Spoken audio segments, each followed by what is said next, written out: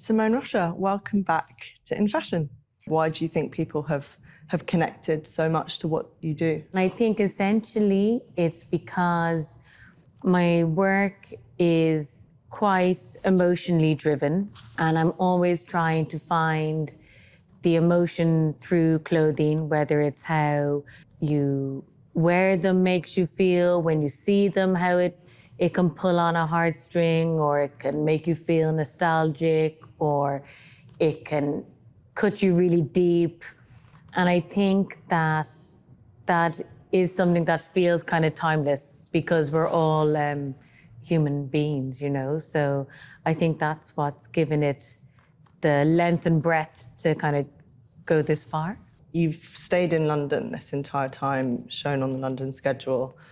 Why have you remained in London? So many other people have left, but it feels like it's been this steadfast kind of approach for you. I've always felt like I will put on a show where I can put on the best show. For that 13 minutes, I want people, when they come into it, to feel displaced. Like they could be anywhere. When you come in and you close the doors, it doesn't matter what city you're in. You could be in London, you could be in Paris, you could be in Milan, you could be in Hong Kong, you could be in Dublin. And I just want that moment to feel like that almost displaced moment in time. And that's a sum of so many different parts. It's the clothes, it's the room, it's the people that come, it's the smell, it's the weather outside, and then the trudge to get there when you get in, the relief or the disbelief that then you're sitting in this place and you don't want to be there.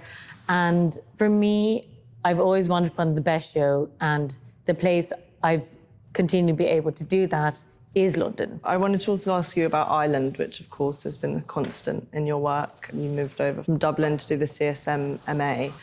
How often do you go back to Ireland? How does that come into your work now? The thing about Ireland is I think it's almost like a lament. Like the moment you leave, you have a longing. And there's something about romanticizing the place that feels like home when you're not in your home. What I probably talked about when I was here many years ago was how it influenced my collections. And it still does. Like it feels like it's a part of my influence. I feel very proud to be from such a small island. And I feel there's a history, there's a storytelling, there's a landscape, there's a craft element that still today bleeds into my work. And it can be looking at something really historical and fantastical, like the Children of Lear, and then thinking about actually how does that affect today's perspective? Like, what if these 4 kids were here living and then their escapist was turning into these swans, and then what would they represent on land today? And I just like to think of these stories and think of the roots of them and then contextualize them that they relate to today. And I think that's a very Irish way of thinking and storytelling. You have done explorations with the logo, but your kind of design language is very much your brand identity, and you've managed to apply this to working with Jean Paul Gaultier, with your collaboration with Crocs, with, you know, the great success of your accessories. And I wonder if we could talk a bit more about how you've managed to navigate that, you know, that idea of this being a business and things being product, but actually that it felt like a sellout. Yeah, and I hate the way people would call it a brand. Like I've always been like, ew. Like I've always called it a label, you know, like, and I've always thought of it as like a label and a practice, essentially. And for me, like, I love that it can be identifiable without a logo. It's genuinely about and it's not even an ethos. It's about a feeling, and this feeling of something, you know, being feminine, but grounding it or taking it by surprise. And when it comes to being able to put that on different projects, honestly, it's just in my head. Like it can be as diverse as, you know, being invited into Gaultier and, which a lot of people were surprised about. But the minute I talked to them, I just knew I could do it. I could just see it. I'm very visual, so I can, and I'll know straight away if something I can identify with it and bring my perspective into their world without a logo, and that's something that, I don't know, it's kind of hard. It's hard to put your finger on it, really. Tell me about Jean Paul Gaultier. I mean, that collection was so magnificent, but what was that experience like working with a couture atelier and all of those things? It was amazing. Yeah, it was absolutely incredible. It was amazing because it was a surprise, which is so him. I was so admirable of this idea of him being a living designer and having this house and inviting people in. You can only dream of, being asked to design an haute couture collection. And I got on the train to Paris pretty much every week, was in the atelier, working with all these incredible people. And the openness of them to a new designer and their ideas, their openness to the archive. I got completely, like I said, I'm very visual, I'm very tactile.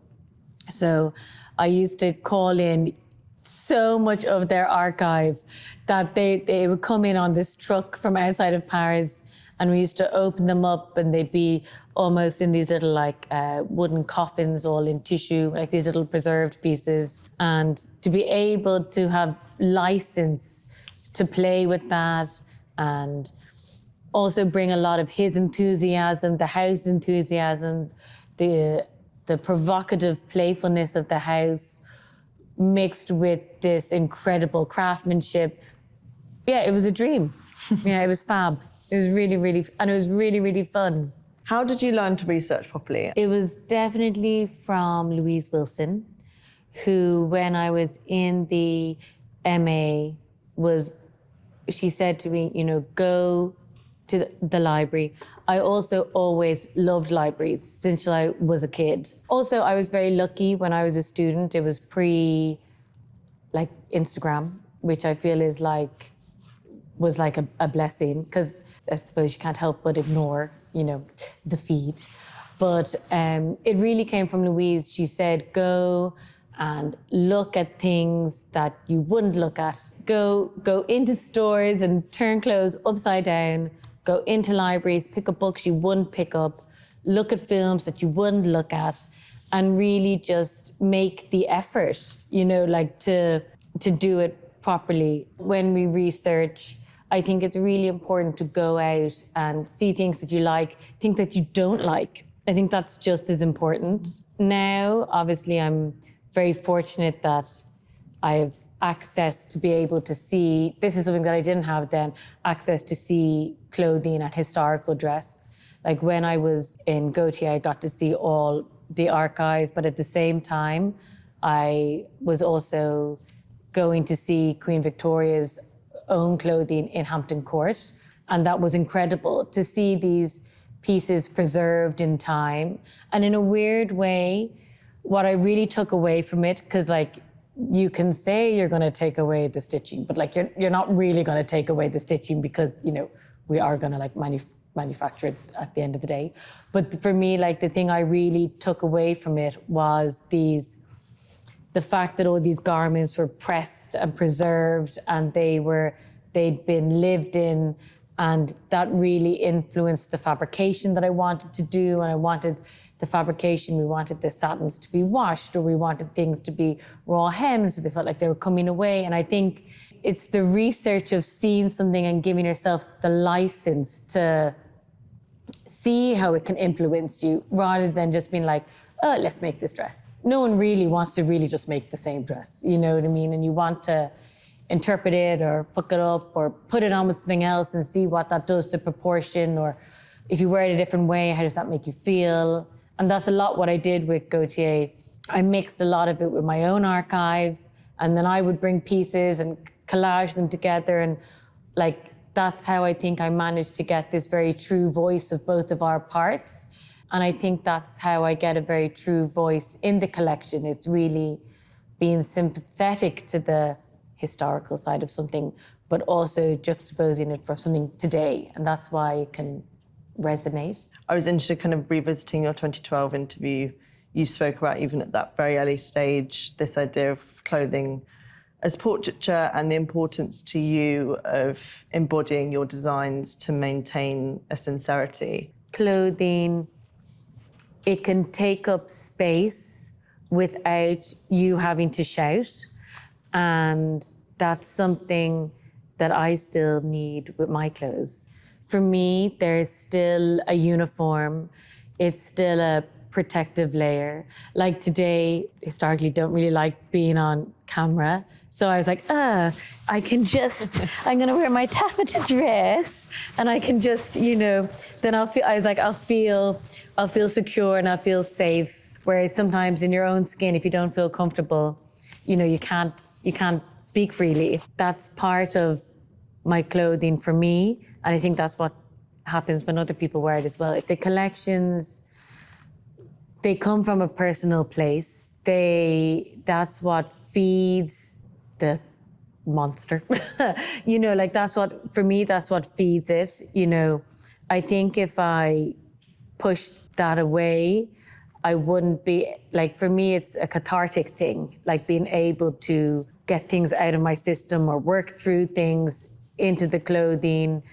Then I can research separately. I've done 2 collections that were very influenced by giving birth to my 2 daughters. And they were both very different collections from each other. And one was we called it the swampy collection in the end, which it sounds a little bit like, meh.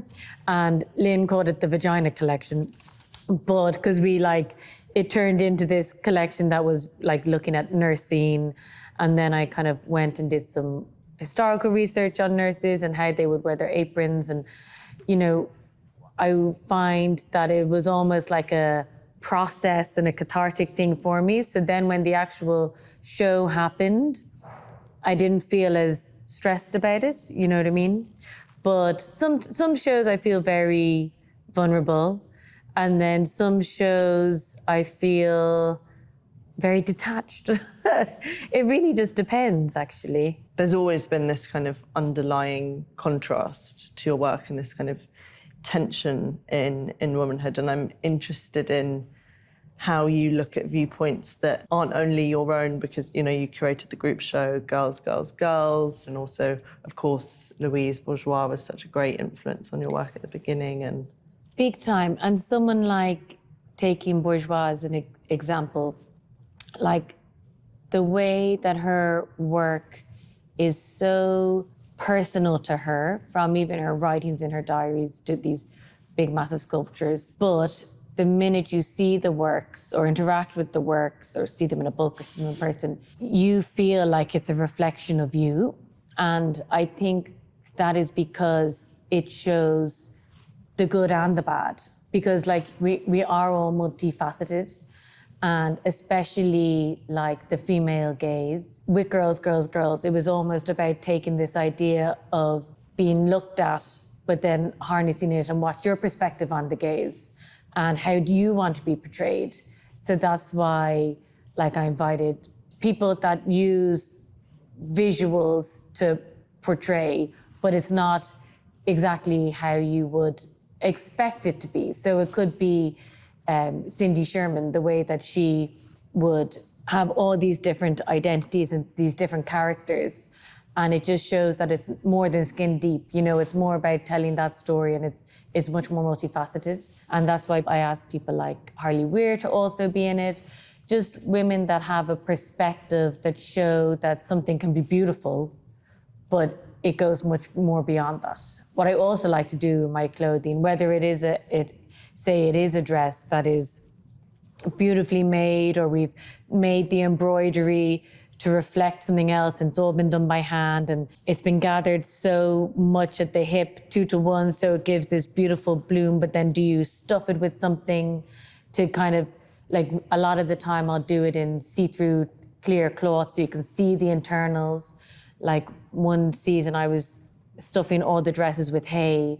And it was this idea that it was almost like this domesticity of these things make mattresses and make chairs and make the home, and the woman must look after the home, but then what are you exposing it into this big dress that takes up so much space?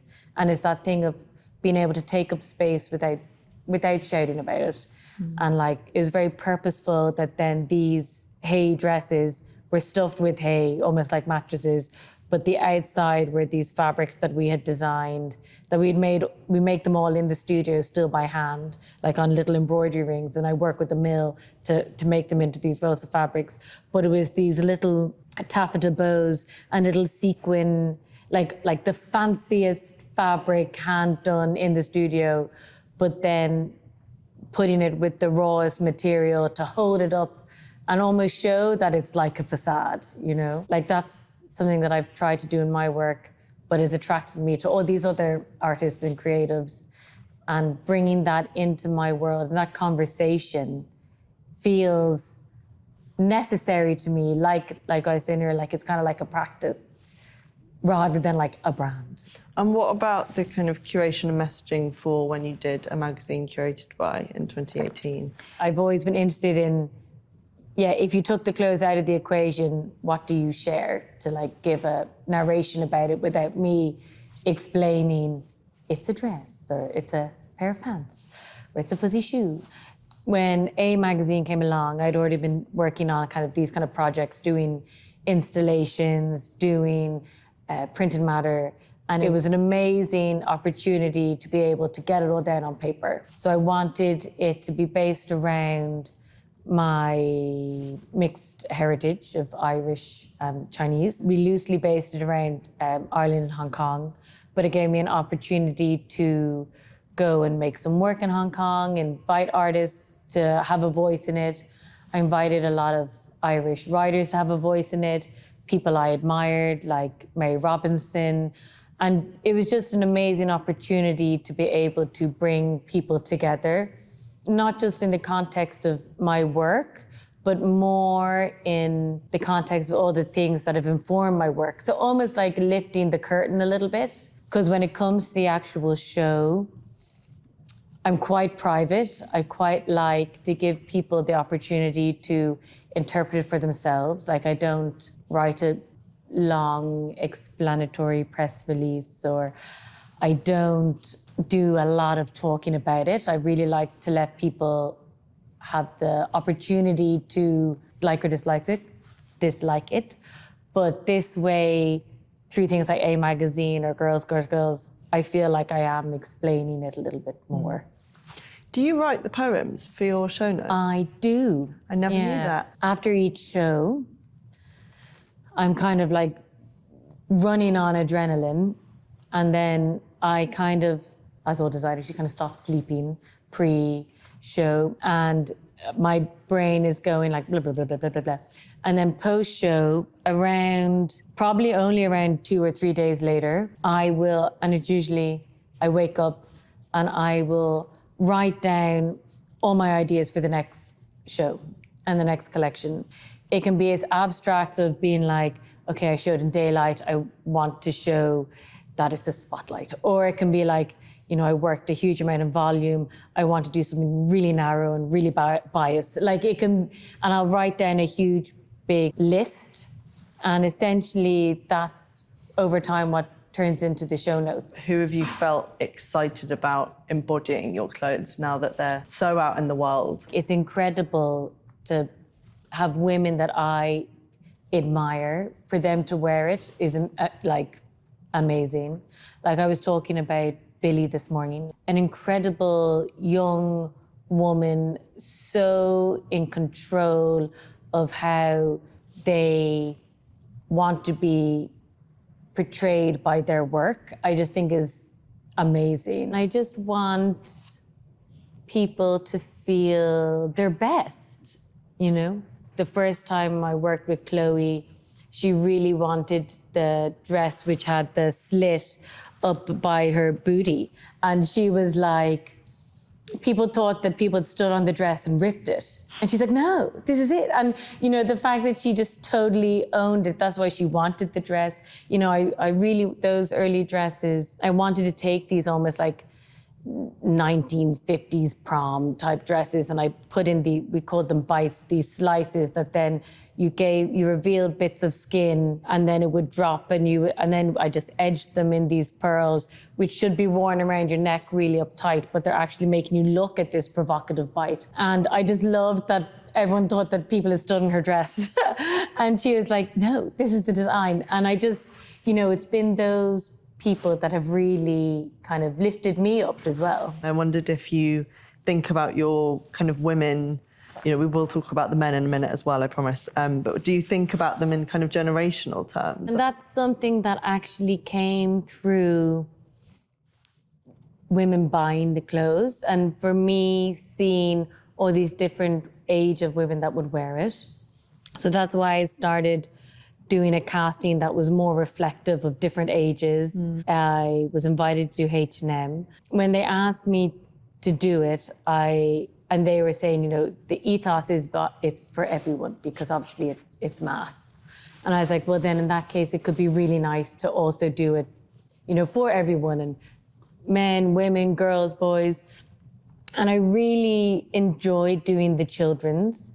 It was what we actually did is we took some signature pieces and made them mini, which is like, obviously so cute. But also to show that, because it was kind of full circle, because a lot of those pieces were inspired by this idea of communion or baptism or ceremony, things that I didn't do as a child, but I've always felt like an outsider looking in.